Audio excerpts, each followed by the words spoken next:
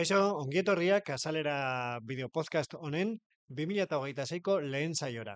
Bueno, badakizue urtea nahiko bero, hasi dela aiaralden, eta hori dela eta, nahiko saio baldintzatuta daukagu, hasieratik, apur bat berandu hasi gara, labeko kide bate itxaron dugu ona heldu arte, berak, ordezkaritza lanak du reunido zen, eta, bera heldu arte, erabaki dugu itxarotea saioa hasteko. Dena den, lehenengo gonbidatua izango dugu Ainize Kastaka, badakizue, Laudioko alkatea, hoi bezala, herriz herri gertatzen denari jarraipena egiteko, eta horren ostean izango dugu, aipatu bezala, Tubos Reunidoseko gatazka hemen azaleraren erdigunean. Eta besterik gabe, ez gara asko luzatuko, egingo dugu tartetxo txiki bat, eta zuzenean hitz egingo dugu Ainize Kastakarekin.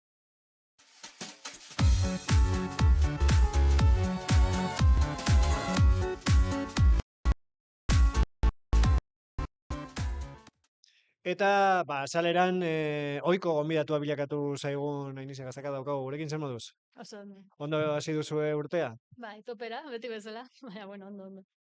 Bueno, sartuko gara galderekin, azken egunetan, Mhm. ez dakit bolo-boloz, ez dakit benetan herrian eragin handia izan duen, baina bai edabidetan izan du nolabaiteko eragina, iazko udalekuen kudeaketa eredua, ezta? Bai, horrela da. Ia, agian azaltzearren edo argitzearren ari gara, ekaina uztaila bitartean, 2025ko ekaina uztaila bitartean ospatutako edo egindako udalekuetaz. Herrian udaleku pila bat antolatzen dira, bai 2025an eta baita orain ere, eta gaia da edo eztabaida sortu da hoiekin konkretoan. Kasu horretan, gainontzeko guztietan bezala, esleipen bat egin behar da, kontrato bat egin behar da, eta ondoren ja, horren arira ordainketak egiten dira. Esleipen publiko bat, edo Bai, horrek hori da, bere betiko prueba. eredua, betiko prozedura. Zer gertatu zen, kasu honetan, denbora faltagatik, ez ginen heltzen, eta ezen kontratu hori egin. Hiru aurrekontu eskatu ziren, eta horietako bat aukeratu zen, zegoena hartu zen, eta fakturak ordaindu ziren. Eta hori horrela da, osea, kasu honetan ezen kontraturik egon, eta zuzenean jarduera gertatu zen. Are gehiago, hau guztia, 2025ko ekainan gertatu bazen, 2025ko maiatzan, bertan ospatutako osoko bilkuran horrela adierazi genuen. Hau gertatuko zela. Zaltzen dutenez, nolabaiteko aldaketa egin zenutela kohesio Bai, sozialearen barruan bai. dena A ber, usteko? ez dugu hori aitzaki bilakatu nahi, ez? Ulertzen da hori ez dela ondo egin, baina errealitatea edo kontekstua hori da. Nola arlo ezberdinetan zeuden udalekuak nahi genuen dena harmonizatu eta batera bueltatu edo bertan antolatu. Antolakuntza eredu Eraginkorragoa edo. hobeago bat izatearren. Baina horrek atzera denboran luzatu ginen, eta orduan denbora barik topatu ginen egiteko kontratua. Eta horren ondorioz, maiatzako osoko bilkuran publikoki esan genuen, hau gertatu da, eta hau egingo dugu. Eta horrela izan zen. Eta, udalak azken asteotan aipatu du parte hartze araudian aldaketa batzuk egingo dituzuela. Zeintzuk dira aldaketa hori? A ber, egia esan, egin diren aldaketak dira gehiago, nola aurreko legegintzaldian parte hartze ordenantza onartu zen, eta daramagu urte hauek ari gara parte hartze araudi hori eta eskema berri hori nolabait desplegatzen, ez? Eta martxan jartzen. Eta martxan jartzen gauden heinean, konturatzen zara, desoreka batzuetaz, edo, arauan hau aldatu beharko genuke, edo hau, edo beste, ez? Pixkata gehiago funtzionamenduari begira hobekuntzak izan dira. Eta horiek dira horrelakoak, adibidez, toki kontseiluan, kopurua, zenbateko kopurua igotzea, adibidez. Eta gehiago da, hori, nola martxan jartzen ari den ordenantza bat, guretzako oso garrantzitsua dena, guretzako legegintzaldi honetan parte hartzea, benetan indarra eta ardura hartu dugu, hori aplikatzeko, ulertzen dugulako dela modu bat herritarra berriz konektatzeko, ez? Konektatzeko udalarekin eta gure udal politikekin nolabait enpoderatzeko eta izateko foro bat non entzungo den herritarra, ez? Orduan, hortik dator garrantzia eta ere nik aipatuko nuke honetan adostasuna. Por supuesto, EH Bilduk daukan proposamena parte hartzerako askoz ambiziosoagoa da, baina mantsoago bagoaz ere ordenantza aplikatu zenean, orain egin diren aldaketekin, adostasun zabal batekin ari dira akordiotara llegatzen gara eta ari dira ateratzen, ez? Eta nik uste dut oinarri sendo bat eskaintzen diola, naiz eta mantsoago joan edo, bueno, pues bestelako ibilbide bat hartu, ez? Baina ematen digu aukera oinarri sendo bat izateko eta guztien artean adostasun zabal horrek ematen digu legitimazio handiagoa. Eta aipatu duzu parte hartzearen islarik nabarien agian dira auzo batzarrak, Bai. Egin dituzue... historikoena. Bai, egin duzue zikloa, bai. Zein da valorazioa? Bueno, valorazioa nola ez positiboa, ez? Baina, ezke gainera, agian positiboa izan behar da, behin pertsona batara doala, eta bere iritzia ematen duela ja positiboa da. Eta nire ustez, okerrez banago, eta ez bazait inor despistatu, esango nuke asambladatara joan den pertsona orok parte hartu duela edo bere iritzia eman duela. Agian, aparte batean, agian etorri da tartetxo batetan eta ondoren hitz egin du nirekin, edo zinegotziarekin, edo asambladan bertan bota du, baina nire ustez, esango nuke parte hartu duen jende guztiak bere iritzia eta barruan duena esan duela. Eta niretzak hori oso interesgarria da, eta bi aldetatik, alde batetik udaletxeari kriston jakintza ematen dio. Egia da, bertan planteatzen diren eskaera guztiai ezin zaiela bapatean erantzun, batzuk egingarriak dira oso eta zuzenean egiten dira, beste batzuk badute bere entitateagatik, bagian aurrekontua behar duzu, bagian beste prozedura luzeago bat behar da, eta ere badira beste batzuk agian ezin direnak egin. Legeak ez diogelako baimentzen, edo askotan ere gertatzen da, proposatzen dena, eta suposatzen duena adibidez ekonomikoki, ez dela proportzionala. Horrelakoak ere gertatzen dira. Eta hor sortzen da arriskua, frustrazioaren arriskua, eta hor sortzen dira gai batzuk urtero eta urtero asanbladatara etortzen direnak, ez? Eta ematen duela ezin dela aurreratu, eta hor ere nola kudeatu frustrazio hori, hor dago asanbladen gakoa ere. Baina pertsonal mailan eta hoia niretzako pertsonal mailan oso garrantzitsuak dira auzo asanbladak, zeren beste gauza bat ematen dute, ez bakarrik udalari informazioa. Niretzako kriston entzuketa prozesua da, eta ematen dit aukera herritarrak entzuteko eta ikasteko pila bat. Osea, irakaspen handi bada, ze azkenean ni herritar bezala, nire auzoak ere ezagutzen ditut, eta nik ere badaukat irudi bat, ez? Eta udalak kudeaketak ere ematen dizu beste jakintza bat, eta bakizu zeintzuk arazo dauden.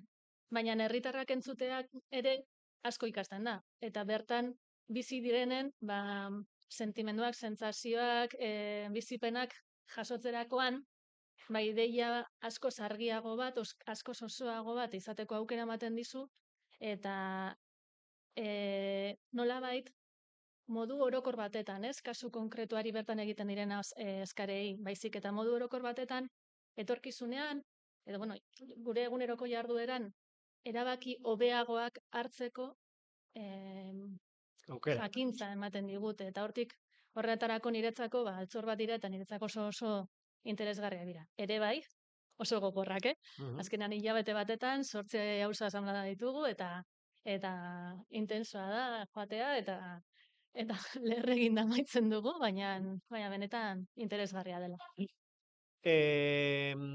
Aurreko azalera batean atera zen gai hau, eta berriro atera du EAJak udalbatzan, okupazioa eta segurtasuna.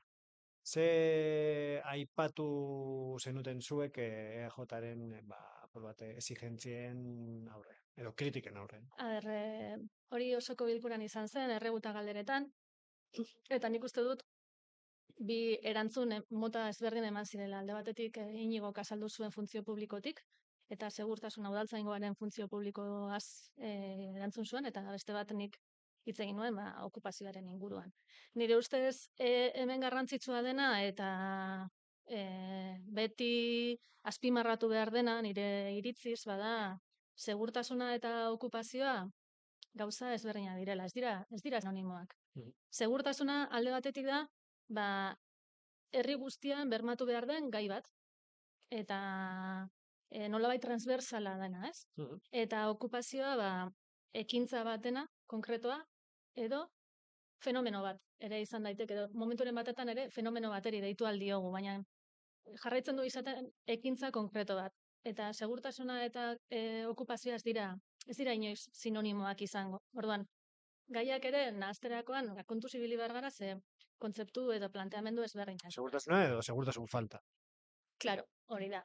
Hemen segurtasuna aipatzen den, segurtasun faltaz.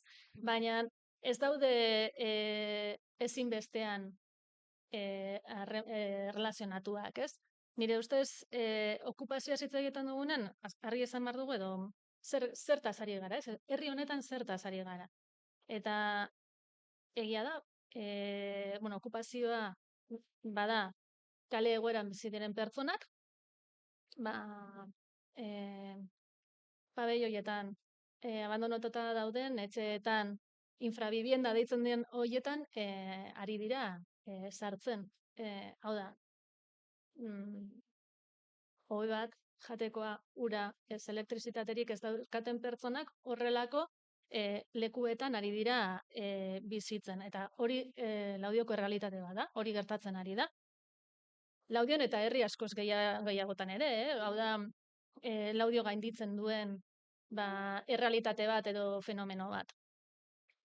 Eta nire ustez hori horrela planteatuta, irakurketa, lehenengo egin dezakegun irakurketa da, hau gainditzen gaitu, eta aurreko edo goiko entitateek erantzun behar dute. Ze ez da bakarrik Laudiori dagokion errealitate bat, baina gertatzen dena da, hori ez da ematen, ez? Orduan, herriak erantzun behar du, kudeatu behar du, herriari dagokion eta daukagun errealitatea. Baina zer da? Zeri erantzun behar diogu? Eta nik uste dut, honek bi gako irekitzen dituela, okupazioak sortzen ditu bi ondorio. Ondorio bada, herrian ditugula kale egoeran bizi diren pertsonak. Guru agian orain dela 20 urte ez genuen imaginatzen ere, gure herrian gutxieneko baldintzarik gabe biziko ziren pertsonik. Duela 20 urte edo duela 2 urte. Ere bai, baina esan nahi dut. Badela gauza bat, orain arte, agian ez genuena, ez da imaginatzen ere, ez? Eta hori da orain gure errealitatea. Gure errealitatea da, herrian badirela pertsona batzuk, ez daukatena ezer, eta bizi direla horrelako baldintza eskasetan. Eta bestetik, sortzen den beste ondorio bada, jabetza pribatua, kasu batzuetan, edo okupatzen diren espazio horietan, ez baian hartzen direla, ez? Orduan, horreri erantzun behar diogu daukagunarekin, eta nik uste dut daukaguna oso potentea dela eta dela alde batetik udala, baina baita ere komunitatea. Eta hortik erantzun behar dela. Eta nik hemen punto eta parte bat egingo nuke, eta orduan hasiko nintzateke segurtasuna hitz egiten. Eta segurtasuna alde batetik segurtasuna edo segurtasun ezaz hitz egin dezakegu, eta por supuesto, kasu honetan eta beste guztietan ere konbibentzia bermatu behar da. Eta hori baldintza bat da, herri honetarako hemen eta han konbibentzia errespetatu behar da. Eta gero ja sartzen gara ere berriz ere, hor galderak ertz edo erpin asko zituen, eta ere jartzen ginen hitz egitera, udaltzaingoaz, ez? Eta udaltzaingoa, zer gertatzen da udaltzaingoan? De hecho, uste dut eskaera dela gehiago, polizia gehiago eskatzen zituztela udaltzaingoan, ez? Gaur egun udaltzaingoan, momentu honetan, 27 udaltzain daude. Legeak horrela aurre ikusten du, populazioaren arabera, rango batzu daude, eta Laudio hor dago. are gehiago beste bi gehiago etorriko dira, baina hori, bueno, gure egunerokotasunean mantolatu ahal izateko. Eta pentsatzen dugu legearen arabera eta egoki egituratuta dagoela udaltzaingoa zentzu horretan. Ez daukagula baliabide faltarik zentzu horretan, ez daukagu. Baina bai egia da, eta hor Iñigok aipatzen zuen, bueno, berriak emango ditugu, baina alderdiak badakite, batzordeetan hau landu izan delako, baina gure asmoa da udaltzaingoa sendotu modu baten, eta horretan pausuak eman, eta horretarako, bueno, pues, behin-behinekotasunarekin amaitu nahi dugu, eta udaltzain, bueno, kargurik altuenak, struktura hori indartu. Eta, bueno, pues, horretan ari gara, eta hurrengo egunetan, deialdi desberdinak irekiko ditu. Eta, bueno, duela gutxi ere onartu zenuten adimen urritasuna duten herritarrentzako hitzarmen baten aldeko mozioa. Bai. Ezakita saldu aldi guzun apurtxu bat zertan datzan. Bai. Agian horrela esan da, urrun sentitzen dugu, baina seguruena da, denok ezagutzen dugula kasuren bat edo gure familian bizi dugula, zeinetan zerbitzu bat jaso behar dugula, eta Gasteiza joan behar, eta agian kotxerik ez, eta autobus hartu behar, eta uki zerbitzu berdina Bilbon. Aieraldeak badu errealitate bat, eta ezagugarri bat oso adierazgarria, eta printzipioz oso polita izan daitekena, ez? Oso aberazgarria izan daitekena dela Bizkaia eta Araba artean gaudela, eta baditugu udal batzuk Bizkaian daudela, eta beste batzuk Araban daudela. Baina kasu honetan oztopo bilakatzen da. Eta zerbitzuen antolaketan, Bizkaitarra bazara, agian zerbitzurik gertukoenak Araban dituzu, eta alderantziz. Orduan guk planteatzen duguna da, eta bereziki kasu hauetan, oraindik zama handiagoa dela, eta realitatea kasu konkreto honetan askoz gordinagoa izaten da. Eskatzen duguna da lankidetza hitzarmen bat bi aldundien artean, oztopo hau gainditu ahal izateko, eta aiaraldeako kideok, herritarrok, gure artean zerbitzurik gertuena erabili ahal izatea. Eta pasaren astean hasi ziren Laudioko bisitagidatuak. Bai. Ez dakite aipatu aldi guzun zerbait bisitagidatu horien edukiei buruz. Bai, azkenen finean bisitagidatuen helburua da gure ondarea ezagutaraztea. Gu nor eta zer garen, relato horretan ekarpen bat egitea. Pertsonalki pentsatzen dut oso garrantzitsua dela, guri buruz, herriari buruz, modu positibo baten, eta begirada polit batez ikustea, ez? Eta aitortza bat egitea gure herriari. Eta ibilbide hauek hori nahi dute. Pizkat balioan jarri zer garen, nor garen, eta nola bizi izan garen.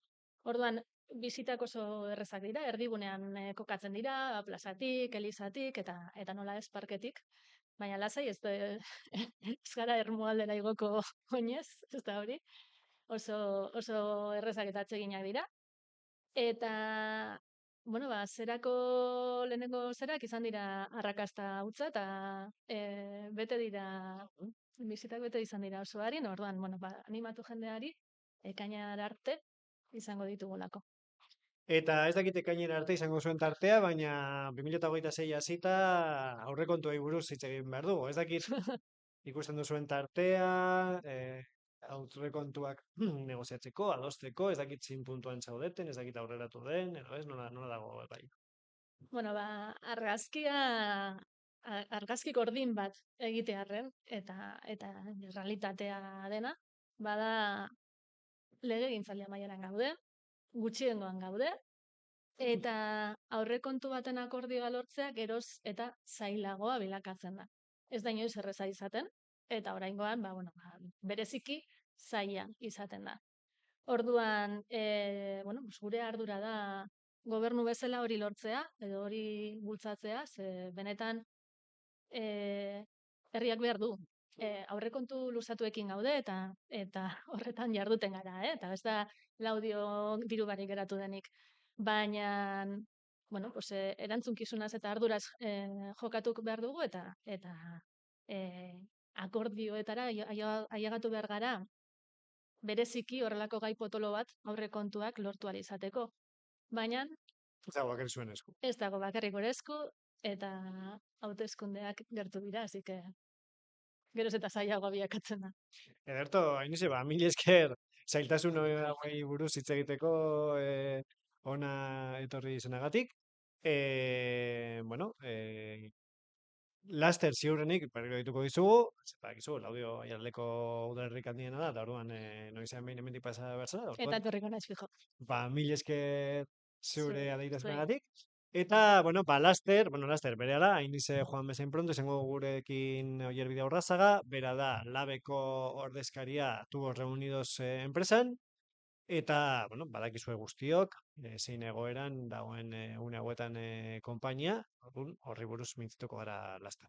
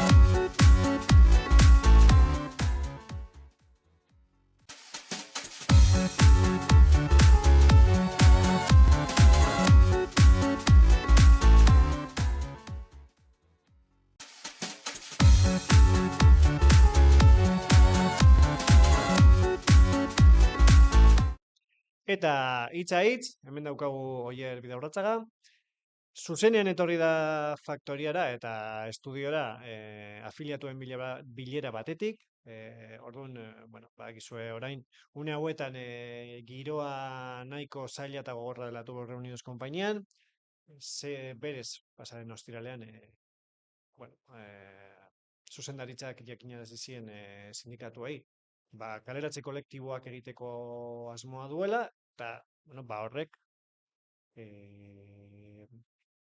badauka eragin handia aiaraldean, ze azken urteotan enpresa asko itxi dira, eta Tubos Reunidos eta Tubacex dira nolabaiteko, pues, bi enpresa ikur, eta hor gertatzen dena oso garrantzitsua eta oso balitzagarria da eskualde osoan. Orduan, Oier, mil esker etortzeagatik, ze moduz? Eskerrik asko zuei. Ondo, Ondo, agian egoera hobeagotan egon zela, ez? bai. Baina, bueno, gogotsu aurre egiteko neri. Mhm. Gogotsu aurre egiteko. Ba, hasteko, pasaren ostiralean, izan zenuten bilera bat zuzendaritzarekin, eta han, aipatu zuten enpresako arduradunek, ez? Kaleratze kolektiboak egiteko asmoa zutela, ez? Ez dakite nola hartu zenuten, ez dakite espero zenuten, ez ustekoa izan zen. Hori da, bai, pasan barikuan esan ziguten kaleratzeak izango zirela, eta bakarrik bota ziguten hori.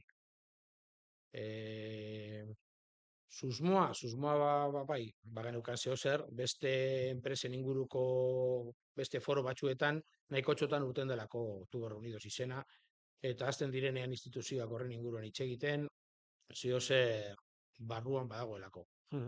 Eta bueno, eskariak ez doaz gorantza, badakizuen ez muga zergak direla eta, nahiko txo jeitsi dala eta estatu batuetako merkatua itxi dala, eta orduan, bueno, zeo zer bai espero genuen.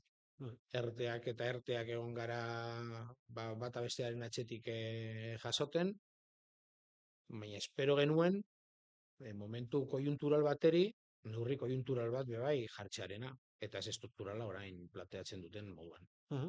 Berez, beratzir arte ez dute, ez dirudi ezer gehiagorik izango dutenik, baina zuek espero duzue jokaldiren bat informazio horrekin bilera hasi baino lehen, edo espero duzue egun horretan jasotzea informazioa. Bueno, jokaldia uste dugu dala pasan barikuan esan bezala, botatxearena titularra, eta guk enpresak testatxearena gure erantzuna zein izango den, astelehenera arte. Eta guk pentsatu izan dugu, erantzuna izan behar dela tamainakoa eta horregatik, bai astelehenean eta bai hurrengo barikuan, greba egun bi deitu ditugu. Bai erantzun bat emoteko enpresari, eta baita irudi potolo bat ikusteko Eusko Jaurlaritzan daukagun bileran, otsailaren 13an bertan. Aipatu duzu ez, lehenengo titular horren azpian uste duzuela dagoela apur bat temperatura neurtzeko jokaldia. Zein da zuen ustez enpresaren benetako helburua? Hor agertoki asko egon daitezke, bi enpresa izan da altzairutegi bakarrarekin, bi lanzentro, egia esan agertzen zaizkigun agertoki guztiak ez dira bat ere onak. Orain esaten badute, kaleratxe kolektibo horiekin jendean soberan gaudela, zer gertatuko da neurri koiuntural hori desagertzen danean. Hau da, aurreko batzuetan bezala, muga zerga horiei esentzioak jarri izan diete, eta horretan tuboz liberatu izan da, muga zerga horietaz.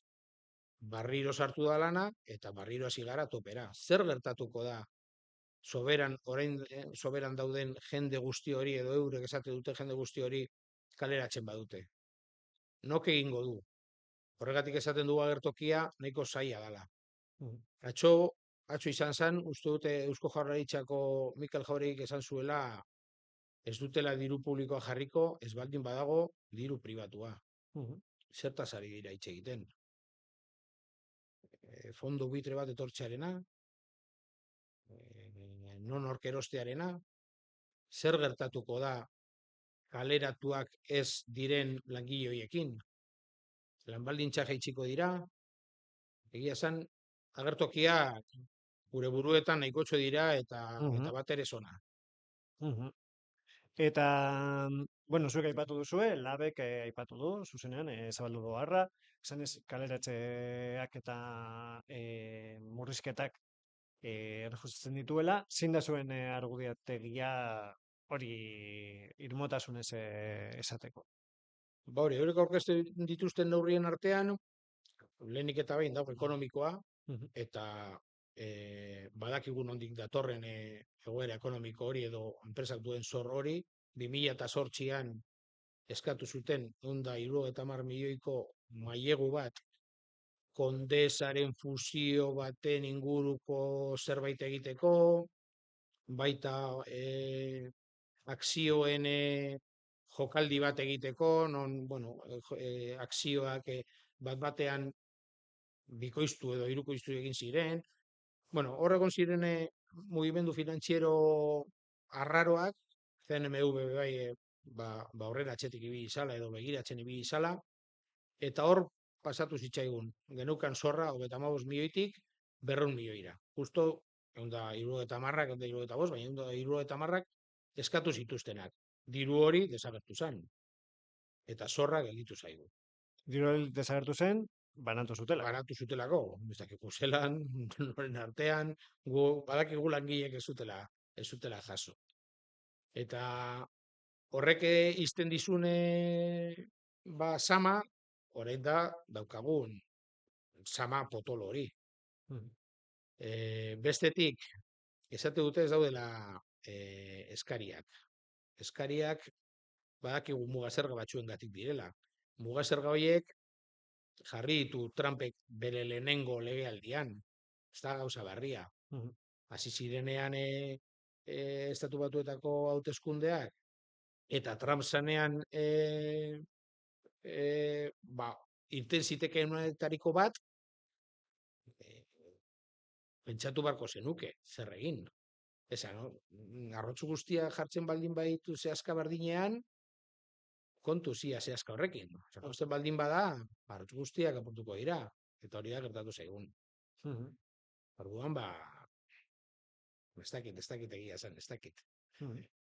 Eta 2012an egin zenuten, halako greba mugagabe, greba nahiko potentea, zein aukera ikusten dituzue batasun sindikaleko olako ekintza bat egiteko? Aukera guztiak daude. Eta hastapena oso ondo hasi da. Amurrioko batzorde guztiak bat egin duelako lehenengo greba bideialdiekin. Eta hori da, helarazi behar dioguna, langile guztiari, ez? Bateratasunak beste posizio batetan jartzen gaituela. Hasten baldin bagara bakoitzak bere kasara begira, jai daukagu. Eta momentuz, hori lortu dugu. Eta orain arte zenbat espediente izan dituzue bata bestearen atzean? 10 bat izango ziren. Temporalak, erteak direnak, batzuk ekonomikoak, horrek ekonomiko guztiak judizializatu egin dira, eta produktiboak izan dira azken 2-3 COVID-arenak kenduta, eta horrek ez ditugu judizializatu lehenengoa bakarrik, besteak ikusten genuelako, merkatua nahiko geldirik zegoelako eta ez geneukalako horrelako zelan horreri heldu edo, ez? Eta bueno, eta horren beste espedienteren ostean, zein da zuen langabeziaren egoera? Ez dakit zein neurrian kontsumitu duzuen gehiena, edo langilearen araberakoa den, ez dakit zein. Daukagun ekoizpenagatik, bai laminazioan eta altzairutegian dira gehien pairatu duten akerte horiek, eta hor izango dira, gero bakoitzak badakizu lanpoltsa bat edo beste hartzen duzula, segun eta zer akumulatzen duzun, eta bueno, baina flojito ibiliko dira langabezi poltsa horiek. Flojito ibiliko dira. Eta gaur egun zenbat langile zarete konpainian? 900 bat esango gara, gitxi gora bera, Amurrion, eta beste 300 piku, 330 edo Trapagan. Eta zein izan da konpainiaren bilakaera azken urte hauetan? Ze Trapagan ere aldaketak egon dira, Amurriora bidali da, ekoizpena, ez dakite por bat zein den gaur egungo argazki. Trapagan 2018an horrelako espediente bat bai jarri zuten mahai gainean, non argudiatzen zuten bertako altzairutegia kendu behar zala, bezala bideragarria bi altzairutegi izatearena, baina kontutan hartu barik, Amurrioko altzairutegia zegoela prestatuta Trapagak behar duen lingoteak, behar dituen lingoteak edo, ekoizteko. Horren inguruan, eginda 2021an, eta 2022an, eginda Amurrioko altzairutegia berriztu, eta hango parte bate jarri, eta Trapagako lingoteak ditugu hemen. Bere garaian 18an esaten zieten Trapagakoei altzairutegi barik ez zegoela Trapagako planta ukitzeko aukerarik. Eta orduan, enpresak behar duen bilakaera izan daiteke guztia lanzentro batetan jartzearena. Nik imaginatzen dudan agertoki bat, Kontutan hartu behar dugu be bai, non dagoen Trapagako enpresa jarrita, ze lurzoruan dagoen jarrita, zer daukagunan, Amazon itxel bat dago, eta horrek ez daukate handitzekotan bakarrik daude pentsatzen beti, eta ematen dizkiogun buelta guzti horietan, ba izan daiteke, Trapagako ekoizpena edo mugitzearena, ze karo, orain daude egunero dozena bat kamioi gora eta bera, lingoteak eramaten. Eta hori ez dakit ze bideragarri izan daiteke, baina uste dut ez da oso bideragarria. Eta zer espero duzue erakunde publikoen aldetik? Aipatu duzu ez, foro batzuetan, hitz egin dela edo atera dela Tubos Reunidosen izena. Pasaren astean izan zen, Aiaraldeko industria sustatzeko foro hori ere, eta, bueno, guk galdetu dugunagatik, Tubos Reunidosek ez zuen ezer aipatu, kaleratzen inguruan, ez ezer. Orduan zer espero duzue erakunde publikoen aldetik? Ba, espero dugu neurrian egotearena, eta horrelako enpresak non diru publikoa jasotzen duten, azkena 2021 uste dut izan zala, sepirengatik 112 milioi jaso dituela, ez izatearena lan suntxiketa bat emoteko. Eta Eusko Jaurlaritzak, PNV eta PSRekin ezin dute horrelakorik onartu. Ezin da diru publiko batekin kaleratzeak eta lan suntxiketak onartu. Aiaraldean, ez Euskal Herriko inongo lekuen, baina Aiaraldean ikusita zelako, bueno, badakigu guztiak zer pariatu duen baiarak, ez? Eta izan da nahiko itxela. Aipatu duzu, eta ja amaitzeko, sepiren mailegu hori. Sepiren mailegu horren iturburua ikertzen ari dira, edo hori dirudi, entzutegi nazionalean, ez? Bueno, auzitegi nazionalean, hor dago ustelkeriaren itzala.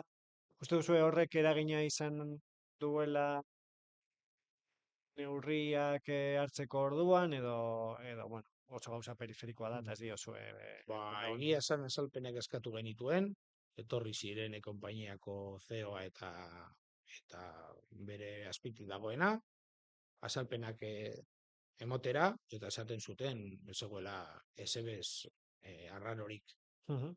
Tipo horrekin hainbeste gauza egin direla, eta guztiei bezala, ordaindu zaiela, guztiei bezala. Hori da, jasotzen duguna, baina zer dan egia, hasten bazara horrarakatzen, horretan espazioetan eta horrelako dirutxak mugitzen direnean, nire imaginazioak ez du emoten. Bueno, oier, minezkere etortzeagatik, gogoratu nahi dugu bihar egingo duzuela, ez, prentzaurreko bat? Hori da, prentzaurreko egingo dugu zubian, 10:00, bederatzian, astelenean, egun osoko greba egun bat egingo dugu, aurreko domekako gaueko txandan hasita, eta asmoa da, langile guztia han elkartzearena, ongi etorria emateko zuzendaritzari. Zeberez, bilera da Amurrion, ez da? Amurrion bertan, bai, 10:00. Eta 13:00 daukagu 9:00 uste dut dala bilera Eusko Jaurlaritzan, eta, bueno, langilegoa bai bideratuko dugu, horregatik bai, grebagun bat deitu dugu. Dertok, begira, orain aipatu duzula Eusko Jaurlaritza eta bar, galdera bat kintontzian geratu zaiguna, izan da, bueno, Tubos Reuniosek azken aurreko urtean, erakutsitako gaitasuna bestelako langileak zurgatzeko, ez? Ze, adibidez, Guardianeko langileak ere kontratatu zituen enpresak, behin enpresa itxita, zer gertatu da langile horiekin eta behin-behinean zeuden beste guztiekin. Behin-behineko guztiak, interinitate kontratuak ez dituztenak, ez dute kontratu berri gehiagorik sinatu, eta egia esan, astelehen arte ez dakigu zer gertatuko da horiekin. Batzuk, postu estrukturaletan egon direlako lanean. Osa, dinot, ez direla batxutan edo bajake interinitate moduko kontratuak egiteko bakarrik. Batzuk egon direla lanean, jarraian, eta beharrezkoak direla. Ez dakigu egia esan zer gertatuko den horiekin. Neto, astelehenean egongo gara honen guztiaren gainean, jakiteko zer esaten dizueten, bitartean animo asko, eta dure gabe, egun hauetan gure berri eta zuen berri izango dugu. Oso, eskerrik asko. Bueno, gaurkoz, azalera saioa amaitutzat joko dugu. Bueno, badakizue zerumugan daukaguna, bereziki tubos reunidosen gatazka izango dela, ziurrenik egun gehiagotan landuko dugu hemen azaleran edo beste esparru batzuetan. Gogoratu astelena dela oso data garrantzitsua tubos reunidoseko langileentzat, ze egun horretan zuzendaritzak azalduko du gutxienez zein den bere hasierako helburua edo zeintzuk diren bere asmoak. Eta, bueno, gogoratu ere, asteburua daukagula hor erdian, eta aielaldea.eus bizitatu dezakezuela, agendaren eta bestelako berrien inguruan jakiteko. Baina, izan bezala, gogoratzen dizuegu, urrengo astean, urrengo pederatzean, itzordu garrantzitsua izango dugula, eta adi egoteko tubos reunidosen etorkizunari buruz jakiteko. Besterik gabe, laster arte eta urrengo aster arte.